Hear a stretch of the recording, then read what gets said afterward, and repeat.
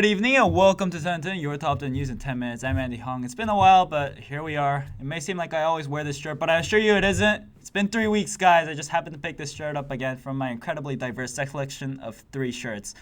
Fine, I'll make sure to get some new ones before summer is over. But anyways, I hope you guys are enjoying your summer vacations. I know for many of you it's all work and no play, but hey, at least you don't have to actually go to school unless you're doing summer school or some academy in that case.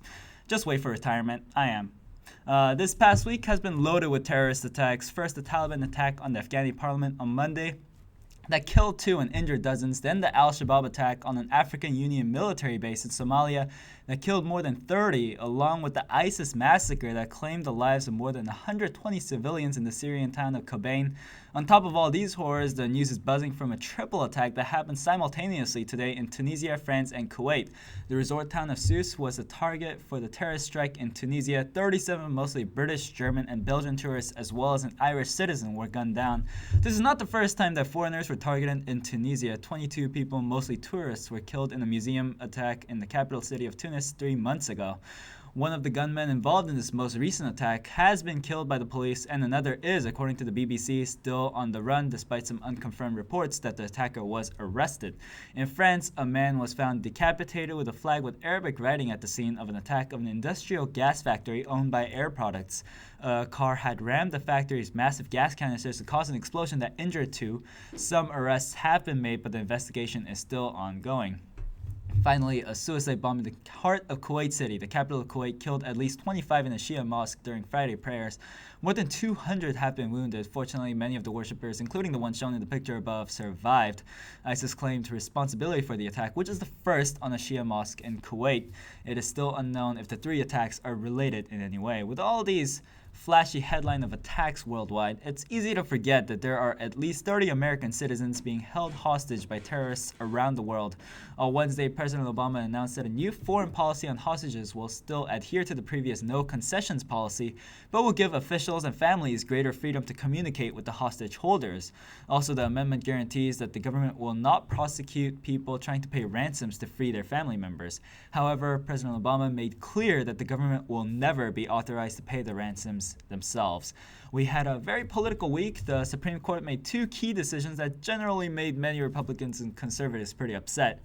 First, the court upheld the president's affordable health care policy, or popularly known as Obamacare, by according to MSNBC that the 6.4 million people who receive health insurance through the federal government's exchange are still legally eligible for tax subsidies to help pay for the insurance. But this ruling was pretty much overshadowed by the historical ruling that same-sex marriage is a legal constitutional right in all 50 states. In legal and political terms, this is the final ruling. In the words of Justice Anthony Kennedy, the plaintiffs ask for equal dignity in the eyes of the law. The Constitution now grants them that right. Neither of the 2 rulings made conservatives very happy, especially the Christian conservatives. All we need now is to hear Republican presidential candidate and outrageously successful businessman who can't afford good hair, Donald Trump's opinion on this.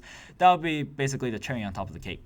President Obama supported both Supreme Court decisions, but the poor man can't have a good day for once without having something to bring the mood back down. He delivered the eulogy for murdered South Carolina state senator, pastor, and personal friend of the president and the vice president, Clementa Pinckney, who was killed along with 8 others during a Bible study in the historical Emmanuel AME Church in the heart of Charleston. The suspected shooter, Dylan Roof, has been arrested and is under custody. Investigations have shown that he has had a history of radical white supremacy, as demonstrated by his various radically provocative pictures and manifesto. The incident also sparked a new debate on the Confederate battle flag, the symbol of slavery and military insurrection in the United States, which still flies in the state capitals of many Deep South states. When all other flags flew at half-staff to mourn the 9 deaths from the shooting, the Confederate flag still flew at full staff due to the Obscure Heritage Act of 2000 that forbids people from moving the flag or any other piece of monument or infrastructure named in honor of the Confederacy or the Civil Rights Movement not be moved without a 2/3 vote. Many retailers, including Walmart, have removed the Confederate flag from its shelves, and politicians across the aisle have agreed that it's time to remove the flag completely. Now, Boston bomber Dzhokhar Tsarnaev was formally sentenced to death by a judge on Wednesday and moved to a federal prison within the same facility as the Supermax prison, known by many as the Alcatraz of Colorado due to its insane security. One upstate New York prison has something to learn something to learn from Supermax, as two convicted murderers, Richard Matt and David Sweat, escaped the Clinton Correctional Facility by cutting holes in pipes and escaping out through a manhole. I know, it's old news, and I wouldn't have gone over it if they had actually found the escapees.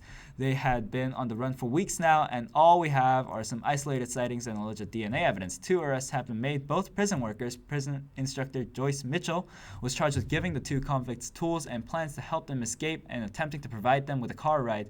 She had a nervous breakdown on the night of the escape and so could not provide the car. Fortunately, the more recent arrest was of Gene Palmer, who, according to CBS, was charged with promoting prison contraband, tampering with evidence, and official misconduct.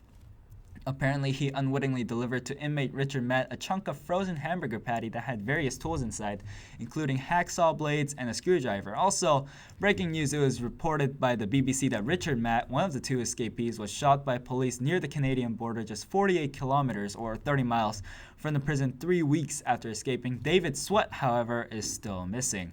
A revolutionary new business that had high hopes is now teetering at the edge. Online ride service business Goober first had its controversy over several sexual misconduct cases, but now taxi drivers are outright rioting over the lack of standard regulations over the company that is driving the taxi business to the ground. A violent demonstration in France led to the French government ordering the police to crack down on the service in Paris. The French, along with several other nations, have already made Uber illegal, but the US-based company, according to CNN, is still finding ways to operate within those nations. Despite the justified anger from the taxi drivers, the President Francois Hollande condemned the violence against the motorists around Paris that disrupted traffic. Greece rejected another offer to fix their debt crisis. The nation's international creditors offered a 5-month bailout extension that would also release 15.5 billion euros of funding for use if Greece agrees to reforms. However, the proposal was bluntly turned down as being too insubstantial and more likely to cause problems than solve them. German Chancellor Angela Merkel had urged Greece to accept the offer, but then again, since when did Greece ever listen to Germany? I mean, they obviously know so much better about finances. Why would they need to listen to a country with only the 4th largest nominal GDP of the world and the largest national economy of Europe? Germany is also the undisputed men's football champion of the world, or as too many Americans would call it, soccer champion.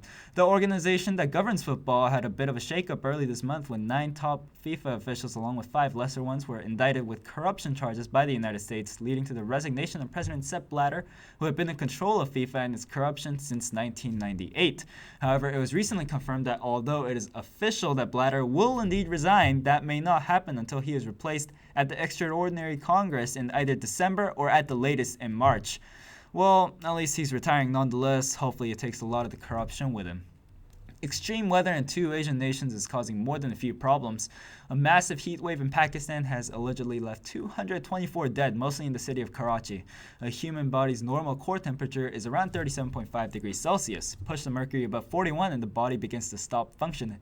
With 45 degrees Celsius or 113 degrees Fahrenheit days and an increased demand for power that the city's infrastructure simply cannot meet, many of the deaths were elders who have succumbed to fever, dehydration, or digestive problems. Last month, over 1,700 died in a heat wave in India. It seems like this kind of weather pattern will continue in the area. Meanwhile, North Korea, the hermit nation that claimed that it has found a cure for everything from MERS to AIDS, is suffering from what its state media claim to be the worst drought in 100 years. When the North Korean state media is talking about some bad stuff happening within Kim Jong-un's paradise, you know something is very, very wrong. The last famine in the 1990s is purported to have killed, according to Wikipedia, the finest source of information, between 500,000 to 600,000 North Koreans. This latest announcement of a drought probably indicates that North Korea will apply for humanitarian aid. Great. First there's MERS in the south and now an imminent famine in the north. Life is looking perfect in the Korean peninsula. For tonight's science news, Illuminati confirmed. NASA's Dawn probe, which began sending back images of the dwarf planet Ceres recently, showed some intriguing photos of bright spots and what seemed like a 3-mile high pyramid on the dwarf planet's surface. We'll get more details as we get closer, of course. Or, as the History Channel guy says, I'm not saying it's aliens, but it's aliens. And that was the 1010 news for this week. I'm Andy Hong. I'd like to welcome a new member in 1010, Brian Kim. Say hi, Brandon. Brian. Oh my god, I'm so sorry. I messed up his name. He's waving. Oh well. All right. Make sure to like us on Facebook and YouTube, and we'll be back next week with more of your top 10 news in 10 minutes. Stay educated.